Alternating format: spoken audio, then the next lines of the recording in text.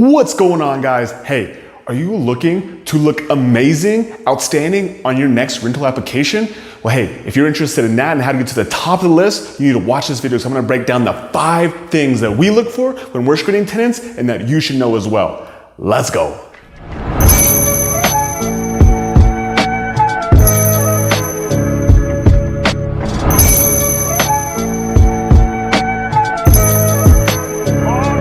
Hey guys, if you're new here, my name is Logan Manzanares and I'm a business owner, I'm a fitness professional, I'm a real estate investor. Right now we have 12 rental doors and we have 2 more under contract and we're on our journey to collecting over 100 doors by the end of 2022. So if you want to be part of this journey and you want to learn about real estate investing and passive income and how to turn liabilities into assets, then this is your channel. So subscribe and like, let's go.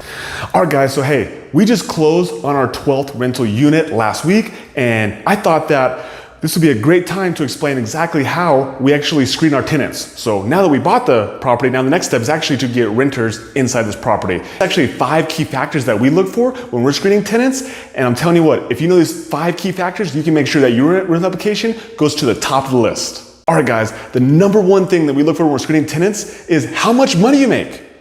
And so very simply put, we use a 33% rule. Now, a lot of banks, when you're qualifying for a loan, will use like a 40% rule. So we're even tougher.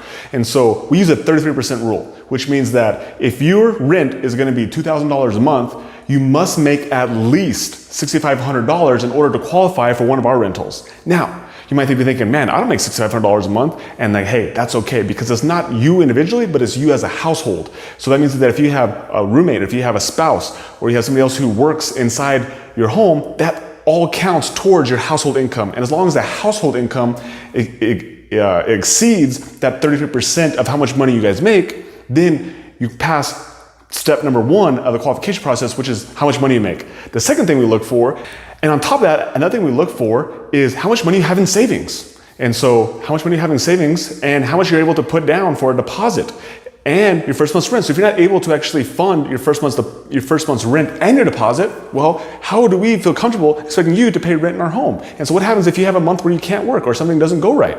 And so looking for savings accounts, looking for a safety net is what we look for also when we're looking at factor number 1, which is how much money you make and how much money you have saved. All right, the second thing that we're looking for is your credit score. So your credit score is kind of like your test score to see how reliable you actually are when you say you're gonna do things that you said you're gonna do. Now, some of you guys might have low credit scores due to the fact that you might not just have any credit. So if you're younger, you don't have an established credit, you might just have a lower credit score. So anything below a 600, that is super alarming for us. Now, that could number 1 mean you just don't have any credit, or number 2 could mean that you said you're gonna buy some things that you didn't pay for, whether it means you defaulted on things, whatever the situation might be.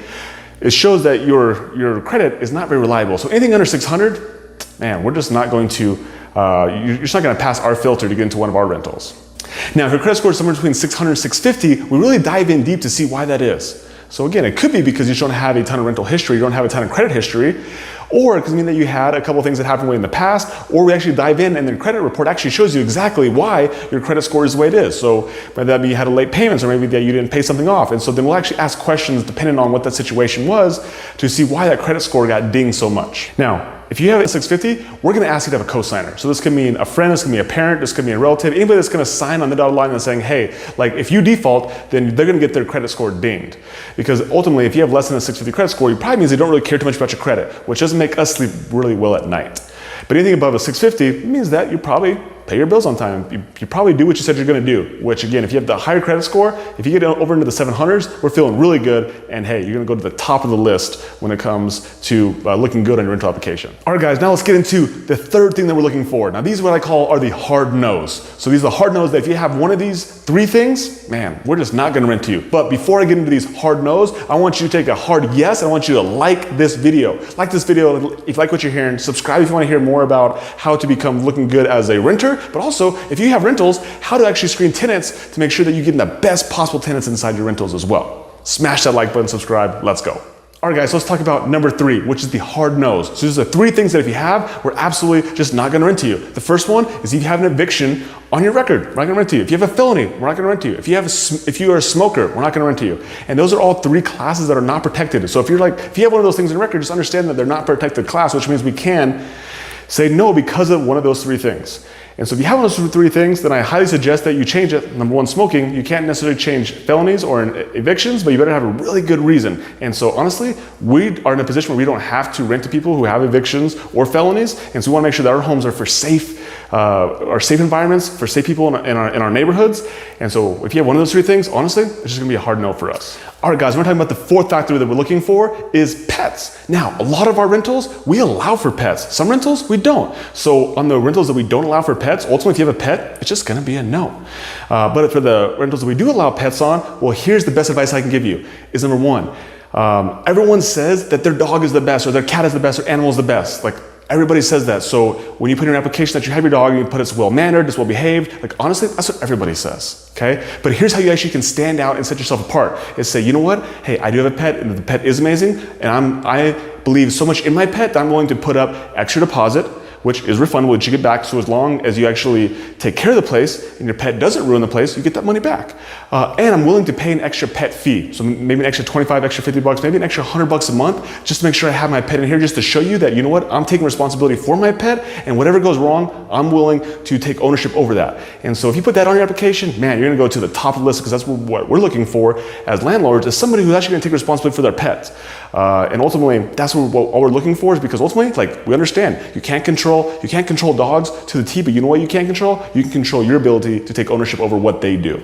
And at the end of the day, if we have two applicants that are exactly the same, so they have the same credit score, the same income, they have the hard nose, they don't smoke, they don't have any felonies, they don't have any evictions, but one has an animal and one doesn't, ultimately, we're gonna choose the person who doesn't have the animal just because there's a little bit more risk in that. So again, with that being said, if you do have pets, it's gonna make the whole situation a little bit harder. And like, we're very much like normal landlords. And so again, if you want to assure us that we rest our head easily at night, then what you can do is, again, offer to pay the extra deposit to show that you take responsibility, that your pet is amazing, put your money where your mouth is, and even offer to pay the extra deposit. Even offer to pay the extra rent fee. Now, we don't always charge the extra pet fee depending on what the property is, but just by offering it, it shows to us that you actually serious about this and you're willing to take 100% ownership.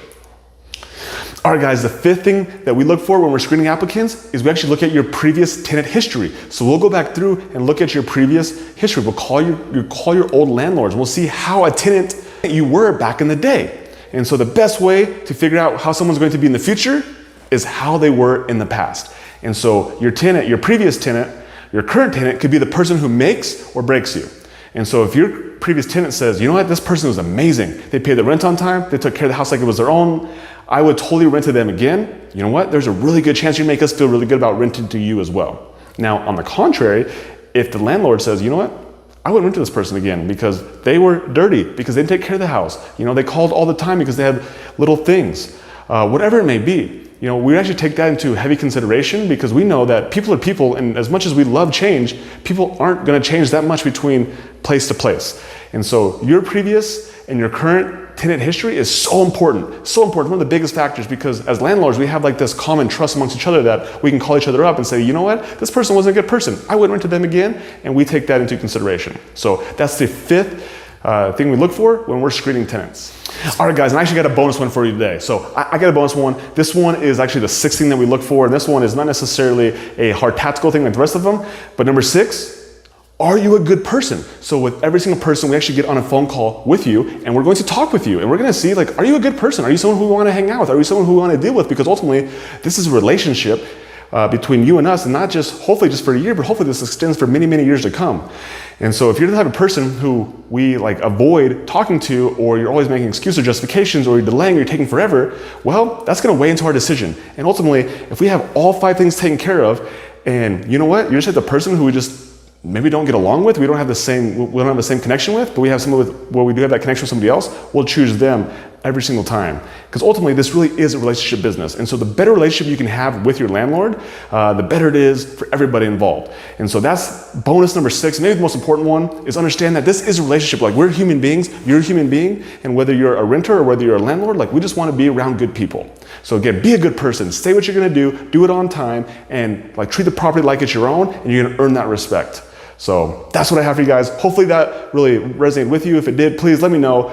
Like, comment, all the good stuff down below. Subscribe to the channel. We're gonna be pumping out videos every single week. So again, if you're a tenant or you're a landlord, you wanna learn more about how to create passive income and how to transform your life forever through real estate, this is your channel. All right, my name is Logan Manzanares and I'm out. Bye.